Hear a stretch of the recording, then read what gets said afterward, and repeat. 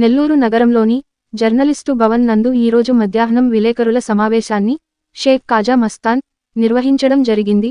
దీని ముఖ్య ఉద్దేశం తమ తల్లి గారికి జరిగినటువంటి పరిస్థితి ఎవరి తల్లికి కూడా జరగకూడదు అని ఆవేదనతో విలేకరుల సమావేశాన్ని నిర్వహించారు. హాస్పిటల్ పేరు రేష్మా మల్టీ స్పెషాలిటీ హాస్పిటల్. ఆ హాస్పిటల్లో టి రమణయ్య అనే ఒక డాక్టరు మా అమ్మగారికి హెర్నియా ఉందని చెప్పారు. దాంతో ఆయన ట్రీట్మెంట్ స్టార్ట్ చేశారండి. కొన్ని రోజుల తర్వాత హెర్నియా ఆపరేషన్ చేయాలి అని చెప్పారు ఆయన. సరే ఆపరేషన్ చేస్తారు కదని చెప్పేసి ఆరోగ్యశ్రీ కింద రెయిన్బో హాస్పిటల్కి ఆయన రిఫర్ చేశారండి. రిఫర్ చేసిన తర్వాత స్కాన్ రిపోర్ట్స్ తీశారు. స్కాన్ రిపోర్ట్స్లో అమ్మకి క్యాన్సర్ కణాలు ఉన్నట్టు వచ్చింది. ఆయన ఆ విషయం మాకు చెప్పకుండా సర్జరీ చేసేసాడు. అమ్మ 2 నెలలు నరకయాతన అనుభవించి చనిపోయారండి. ఏదైతే ఆ స్కాన్ రిపోర్ట్స్ మాకు చూపించకుండా ఇట్లా ఈ విధంగా చేశాడో మాకు చాలా అన్యాయం జరిగింది. ఆ విషయము నేను అమ్మ చనిపోయిన తర్వాత ఆయన అడిగాను. నేను సార్ మా అమ్మగారు ఎందుకు చనిపోయారు, తర్వాత నేను స్కానింగ్ రిపోర్ట్స్ ఇంకోసారి తీపించడం జరిగింది. నాకు డౌట్ వచ్చి ఆయన టెన్షన్ పడుతూ వణుకుతూ మాట్లాడాడు. ఇంకోసారి స్కానింగ్ రిపోర్ట్స్ తీపిస్తే దాంట్లో స్కానింగ్లో అమ్మకి క్యాన్సర్ ఉన్నట్టు వచ్చింది. మేము అడిగాము, సార్ దీంట్లో క్యాన్సర్ ఉన్నట్టు ఉంది, మీరు ఎట్లా ఆపరేషన్ చేశారు, క్యాన్సర్ ఉంటే చేయకూడదంట కదా అని చెప్పేసి అడిగితే, లేదు మస్తాన్ ఆపరేషన్ ముందు లేదు, ఉంటే నేను చేయను, ఇది సడన్గా ఎక్కడి నుంచి వచ్చిందో నాకు అర్థం కావట్లేదు అన్నారు.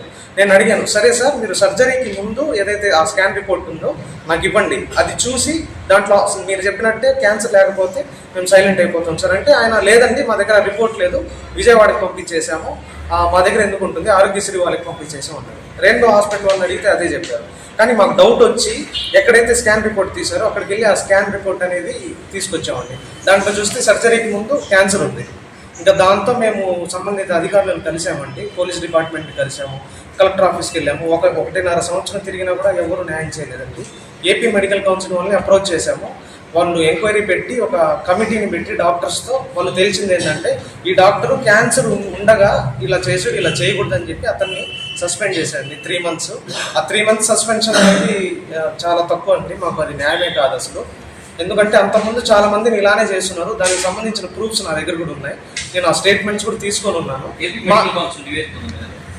ఉందండి, ఇది ఏపీ మెడికల్ కౌన్సిల్ యొక్క సస్పెన్షన్ ఆర్డర్స్ అండి. ఇది 3 months.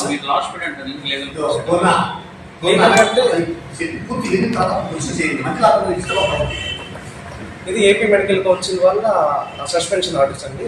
మొత్తం 5 dates ఎంక్వైరీ జరిగింది. మమ్మల్ని ఆ డాక్టర్ని పిలిచి ఎంక్వైరీ జరిగింది. వాళ్ళు ఒక కమిటీ పెట్టుకొని ఆల్మోస్ట్ 1 year 2 months ఎంక్వైరీ చేశారు.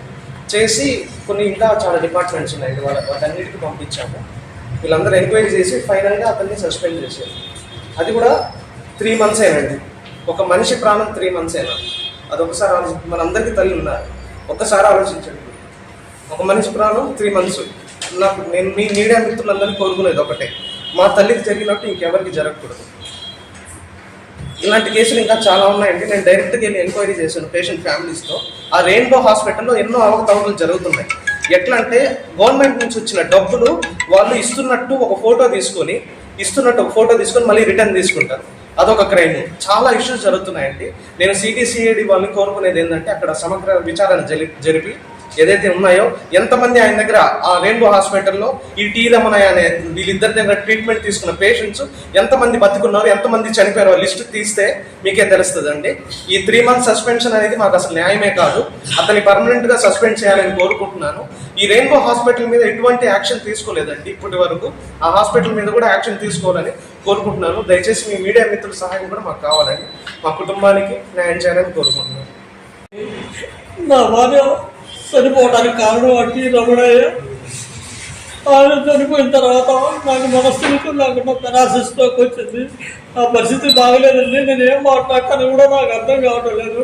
దయచేసి ఈ 2 విషయాలు మాత్రం, ఆ టి రమణయ్య వల్ల నాకు అన్యాయం జరిగింది, ఇలాంటి అన్యాయం ఎవరికి కూడా జరగకూడదని నేను కోరుకుంటున్నానండి. నాకు న్యాయం చేయవలసిందిగా వీళ్ళందరినీ కోరుకుంటున్నానండి.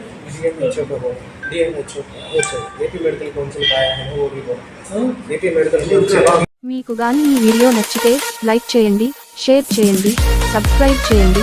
మరిన్ని వీడియోల కోసం గంట సింబల్ని ట్యాప్ చేయండి.